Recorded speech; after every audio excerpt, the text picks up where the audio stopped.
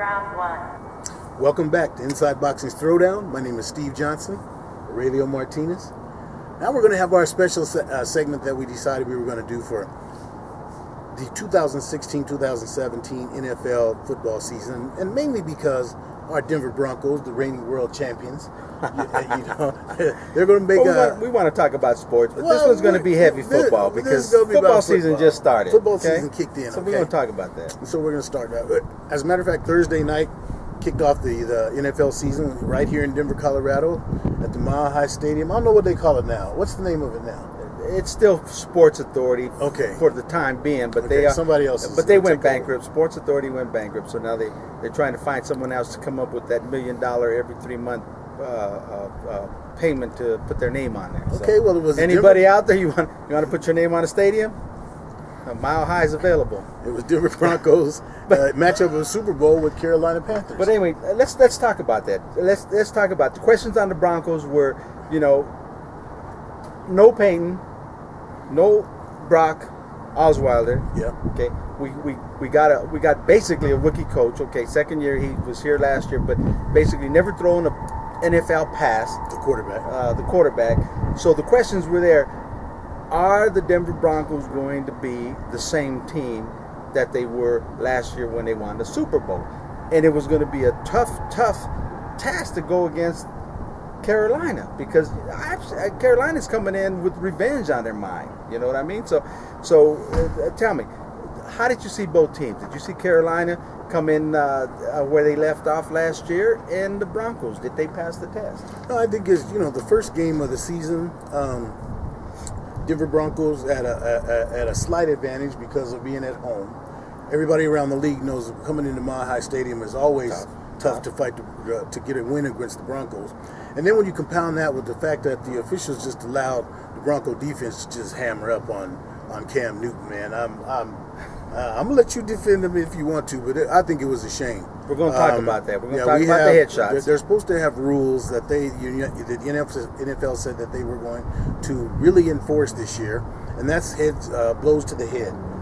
Cam was hit to the head on numerous occasions, and I think part of it is that the officials that have allowed themselves to get into a zone where they're so used to Cam because he's so big and so physical. Mm-hmm. They're like, well, he's taking those shots. That's a shot he can take. It shouldn't be a shot that he can't take.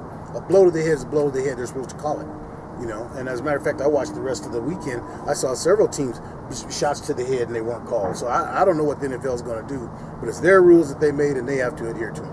Denver Broncos, as far as passing the test, opening season, I think as far as their quarterback situation, them falling behind 17-7, and I even heard a few boo birds like everybody else did, but them falling behind, and this kid coming back, keeping his poise, keeping his composure, coming back, and them getting the win. Now, don't forget the win. It was because the Carolina kicker missed a field goal at the end of the game. But take that out of it. The Broncos, I think they passed the test as far as showing that they still are on the move. They're progressing. Well, I'll tell you what, I agree with you. There was a big question there with the quarterback Simeon, but what I didn't take into consideration, because I had the same question, what's he going to do when he goes into the first string NFL defenses, pinning them ears back and coming at him? He's never seen that. He's never actually faced this type of situation. So I actually had questions whether he was going to pass the test, which is why I thought, why did they trade Mark Sanchez? Because this man may end up getting knocked out of the game at any given moment, and we're not going to have anyone to take over. But obviously, John Elway and them knew what they were doing. And the thing, what I was saying is what I forgot, and what I didn't take in consideration, Steve, was this man was under Peyton Manning. Last 2-3 years. And Gary Kubiak and John Elway. So obviously he was schooled all last year to the T. I mean, the man, and he showed. He kept his composure. 3 turnovers right away. I mean, and it didn't faze him. He just kept going, and played rather well. So obviously, I think Broncos offense not only passed the test, I think the offense we saw Thursday is better than the offense we had last year. I'm not going that far with it because they don't have Hillman. They let Hillman get away, and they still show that they need a speed back as far as I'm concerned. I've always been a fan of Anderson. C.J. Anderson. He runs hard. His style reminds me a lot of Floyd Little. A lot of people don't remember Floyd Little, but his style reminds me of Floyd, not to that degree. Yeah, it's just his style. Yeah. Remember, because he's a mutter. Oh yeah, he's shown that he runs better when the weather's bad. But I still think they need that speed back. What I'm not going to let you get away with is saying that you think they passed the test. They haven't passed the test until we see Simeon on the road with the team, with the defense, when they've got the lead 17-7, and that defense is pinning their ears coming back at him. That's when I will say. I'm not going to disagree with you. I agree with you, but I'm telling you, I think a lot of questions were answered. As far as the defense I think didn't lose a step. I just think that they're right where they're at on that top level, that top plateau. I don't think there's a defense out there right now that's better than them, and that's saying a lot because the defense went through a lot of changes. Well, and I still think the defense it still has to be seen as the season wears on. If they, in my opinion, they showed the other night on Thursday night they're already missing Malik Jackson. Okay. Yep. Malik Jackson's taking 2 men every play. Von Miller didn't get loose until the fourth quarter. Oh, yeah. So I think, it's going to be remain to be seen. But overall, the Broncos are looking good. They're 1-0. Kansas City's 1-0. Your Raiders are 1-0. The AFC West, after the first weekend of football, everybody's in contention. I think the AFC West is going to be the team, the division to beat. They're just strong. I mean, even the Raiders. Look at the Raiders come back. And let's talk about the Raiders game real quick. Since we got 10 seconds to talk about the Raiders. I don't want to talk too much about the Raiders. But I just want to talk to them because what a gutsy call by Del Rio. No doubt. I mean, you have an option to tie the game, go into overtime and play. But this man said, no, let's win the game, okay? And goes for 2, makes the 2 points, wins the game, end of story. I like it, man. And real quick, Kansas City goes into overtime after being hammered. They go into overtime and come back and win.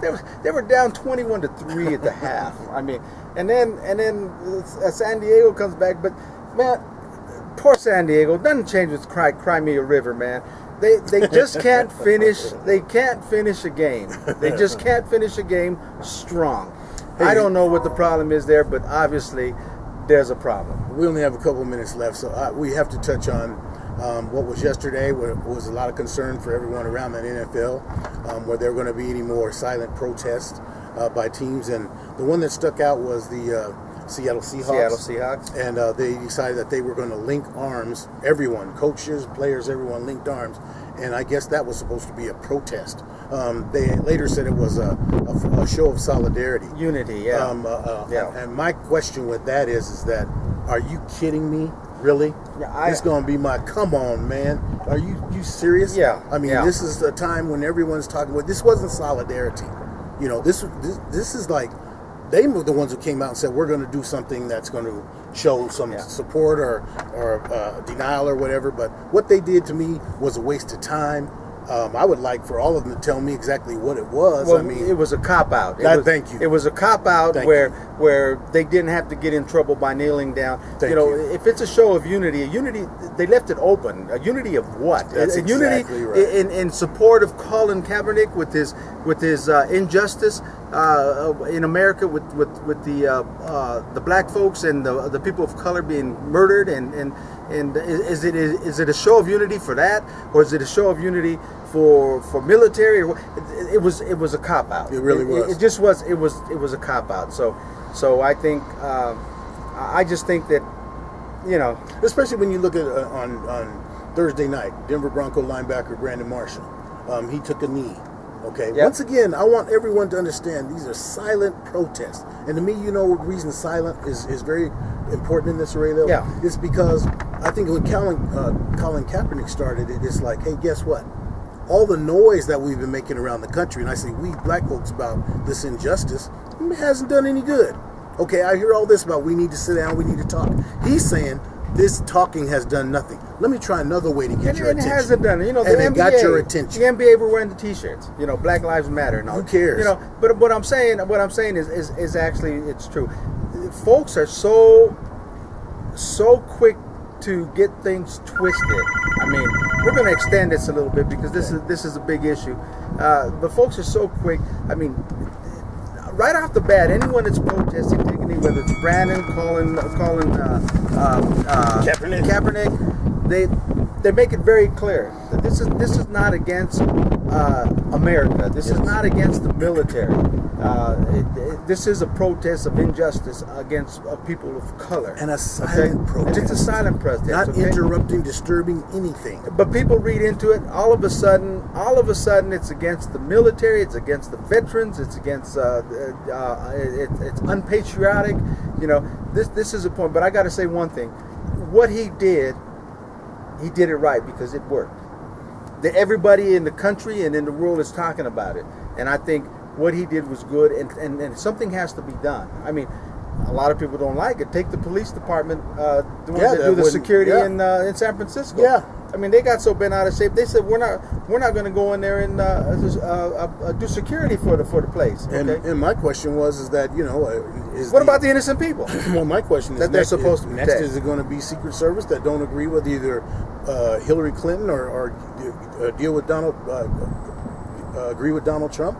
Are they going to refuse to do their job? Yes, there's a difference. That's their job. And I heard some people saying that, there's strong contention, once again, of people saying that, it doesn't belong on the football field. Let me tell you this. As a black man who's been in America all my life, most of my black folks, we've always had a problem with entertainers and football players and basketball players and baseball players and entertainers. We've had a problem with them not taking a social stand.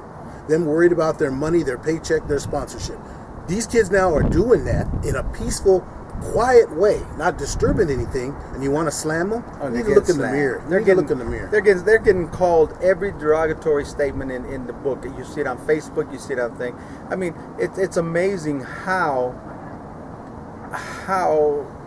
this nation has become when it comes to we're a nation of free speech as long as your free speech doesn't infringe on what I think or disagree. Okay, so basically, let's not get it twisted. This is all about injustice. This is not about the military. Nothing else. Because we can stay and talk about the veterans. I mean, veterans are one of the group of people that are mistreated in the United States more than anyone. I mean, there's no reason for a veteran should be homeless and not be able to have a roof over his head when he went out and sacrificed. There's no question. No reason. So that's a whole different issue. Yes. Okay. It's not what, but mainly we got our point back and let's talk about that. And we'll continue this conversation. Yes, we will, because it's going to go on. Because it's going to go on. It's not going to end. No, it's not going to end until something definite happens to better train the police staffs, to get rid of the bad apples, because every city. Major city in this country has a bunch of policemen that should not be police. And it's not their job to run those guys out. Or guys or women, whatever it is. And I think that's what we're saying. Yeah, exactly. Let's clean up our act and let's make America a beautiful place for everyone. Exactly. Okay. All right. Hey, Aurelio, that was great. Hopefully you guys didn't care. You'll appreciate our political stand on this because, once again, I'm black. Radio's brown, Indian. We don't care. Really, we don't care about you. If you don't want to watch us, you don't have to. I'm not worried about sponsorship at all. Okay, our Native Americans have been abused too. We got a whole bunch that we can get into. If you want us to, we will. Email editor@insideboxing.com. Go ahead. Okay. All right. Our next segment, often imitated, never duplicated. Inside boxing throwdowns. Come on, man.